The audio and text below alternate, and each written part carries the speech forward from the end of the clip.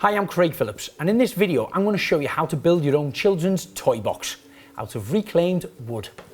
It's going to be on wheels, so the kids are going to be able to manoeuvre it around, and the lid itself is not going to have any hinges on because we don't want it to come down on the children's fingers. They're going to be able to lift the lid off to get at their toys by using these cool little handles here. And the tools you're going to need to build it are a belt sander, a chop saw, screws, set square, tape measure, cordless drills, various different drill bits, a detailed sander, polisher and a microcloth.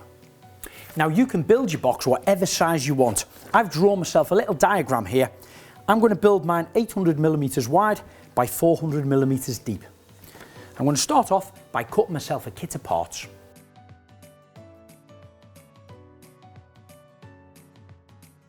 Now for the four sides I'm going to be using these broken down pallet wood. Now my length is going to be 800mm from the front and 400mm from the sides. I'm going to have it about 500mm high, which equals to about 7 lengths of the pallet wood. I'll mark these up.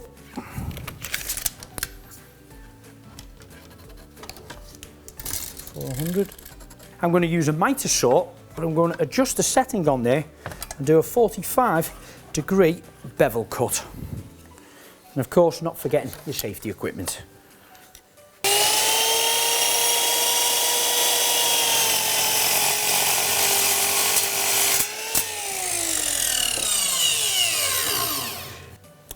Now, as you can see, by achieving that 45-degree cut, we're going to have a nice corner along there, and when that's sanded down, it'll be a lot smoother and safer for the children's fingers.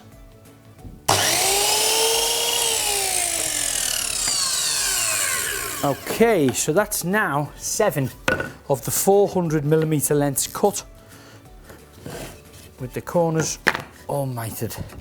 So if we line them up like this, we can see we've got one full side already starting to take shape. What I'm going to do now is get a full measurement from here. We said it'd be about 500mm deep, which it's about 510mm. Of course, some of these slats vary in different sizes. I'm going to cut 2 lengths to put along the top and screw them down to hold them all together.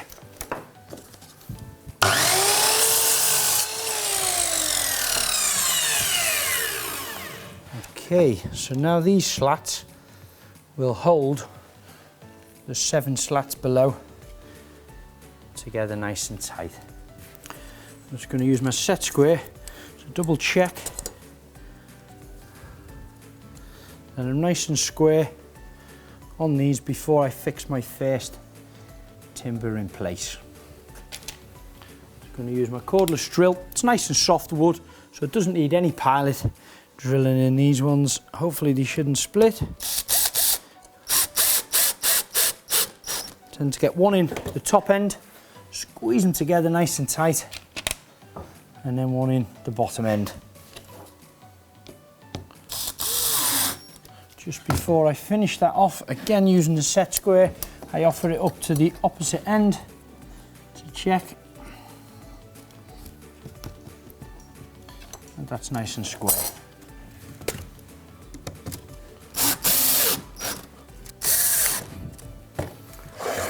So that's now one side complete. I've got my 7 slats in place, all with mitered edges. I've put my battens in place, holding them into position. I've got to do another one exactly the same size. That gives me my 2 sides.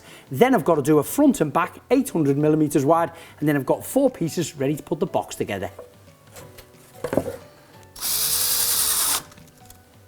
Now that's the 4 sides now complete. The front and the back are the longest pieces. They're 800mm in length. So what I did was I put a 3rd batten in between to add some strength. But now when we hold these sides up and we offer the mitered corner together, you can start to see how they marry in. Now, what you might find with pallet wood is a little bit of a difference in size, because remember, every slat that you get off a pallet could be different just by a slight millimetre or 2. Now some people like the rustic look and can live with it.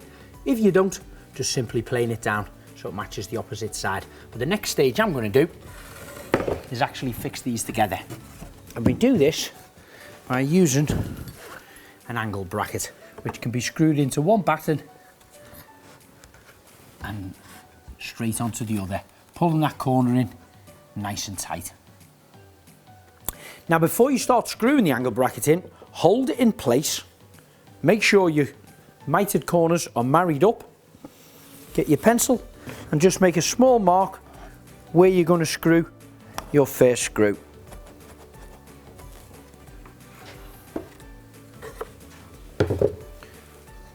Making sure that's on your mark, transfer it to the second hole and the third one.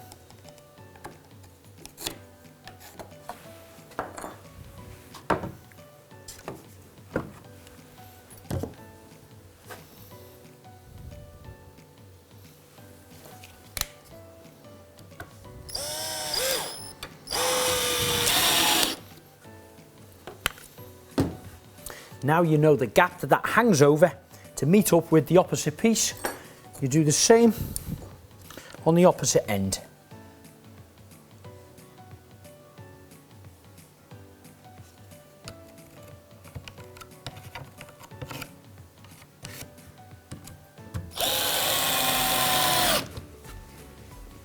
And you do the same again on the opposite side.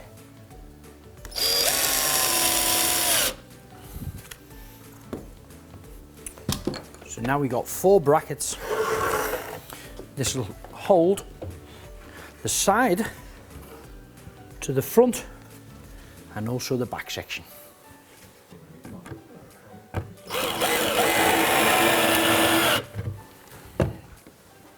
Now for the back piece, should line up, marry them corners up, and the brackets should be a nice snug fit. What I am going to use though is a quick clamp which will help hold these 3 sections together until I've screwed them in position.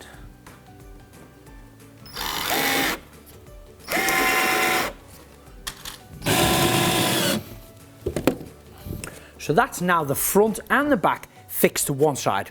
All I need to do now is fix the second side on there and all 4 pieces are fixed together. Then I'm going to measure up and cut the base. Okay, so that's the last bracket holding all 4 of these panels together. Remember earlier we mentioned that these could be a little bit higher because each one of the slats are a different size when they're off different pallets, of course. So I'm going to plane them down.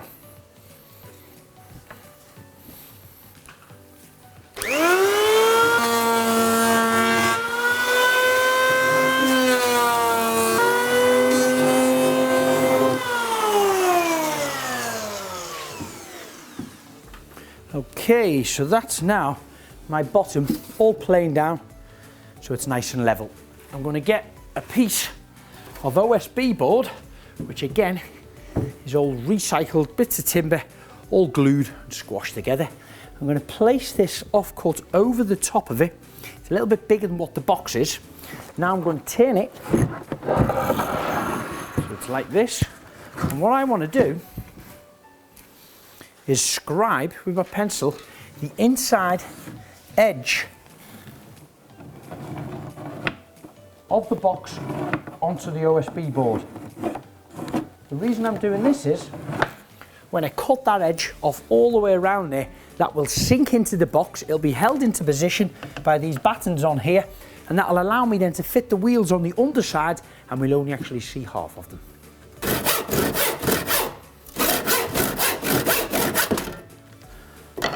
Okay, so that's my 4 sides all trimmed down. Hopefully that should now fit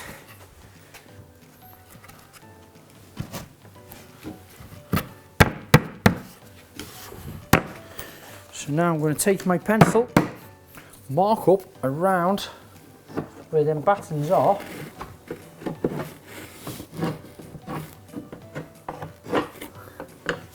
and then I can remove it. I'm going to drill a small pilot hole right in the centre where them battens are, and once that's screwed in, it'll be firmly fixed to the base of the box.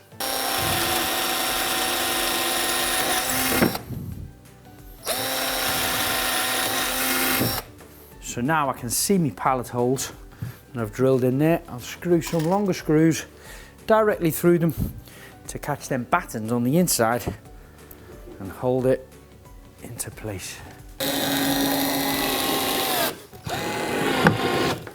So that's our base firmly screwed in position.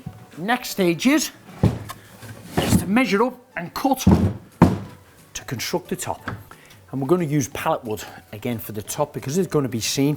But what you do find with a lot of the edges of the pallet wood, where the nails are prized out, you can often get damaged bits. So we are going to cut them off.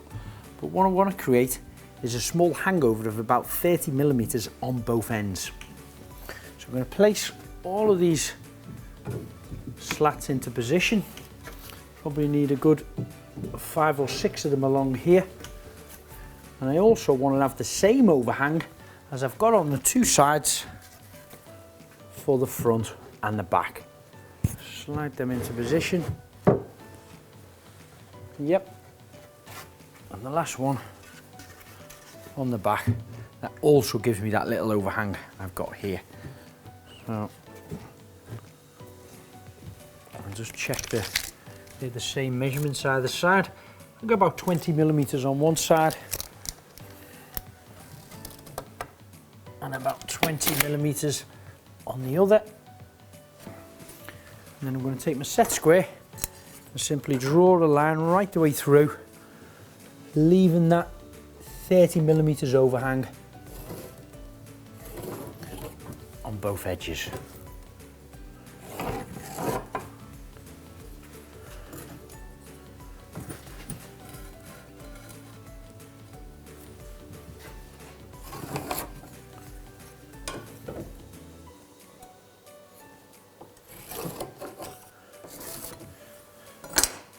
And chop these down.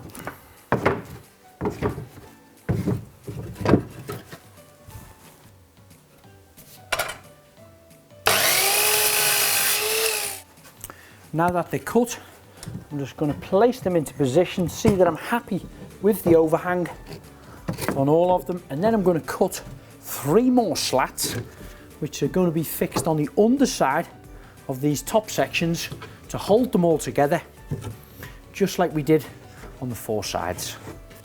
I'm going to use the clamps just to hold them into position. Keep them nice and tight so they stay square.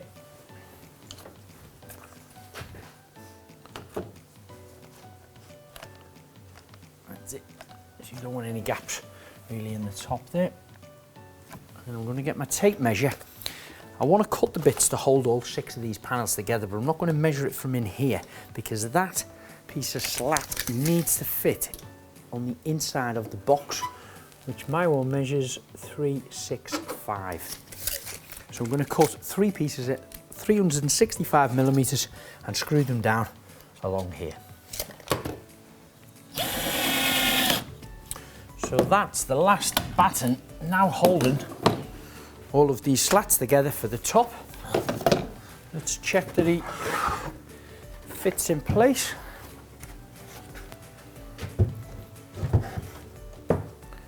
Perfect. Now, before I put the handles on the top of this, I'm going to get the belt sander and sand it all the way around so it's prepared, ready for waxing.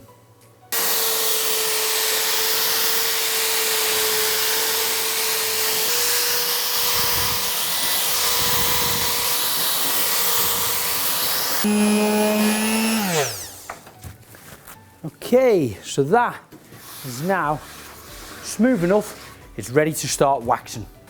I'm going to use a micro cloth and a dark furniture wax. And I'm simply going to apply plenty of that on. Just buffing it in like this. It's quite porous wood, so it is going to take a lot of wax.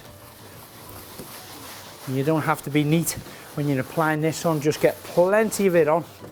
And then once it starts to penetrate in, you leave that for about 5 or 10 minutes and then you can polish it up. Now, if you are going to use any form of wax or oils or paints, do make sure that they're certified child safe before you use them. So now the wax has had time to penetrate into the wood, I'm going to use a sander polisher to buff it up.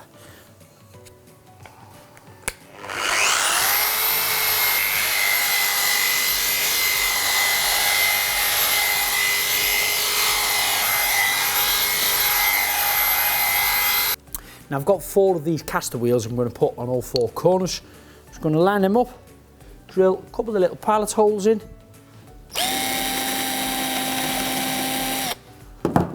and then screw them firmly into place with the small screws.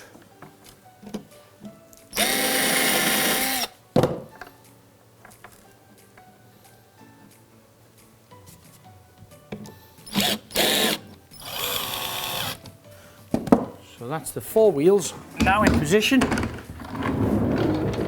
The toy box is movable. So we get our lid, pop them into position.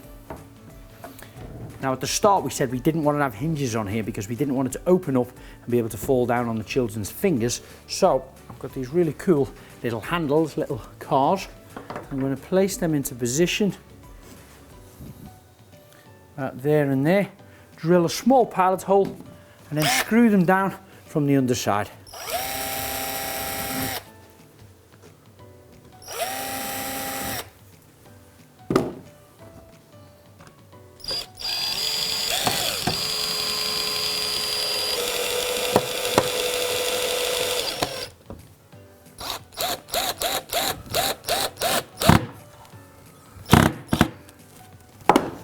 So now that both handles are fitted, that's your children's toy box now complete.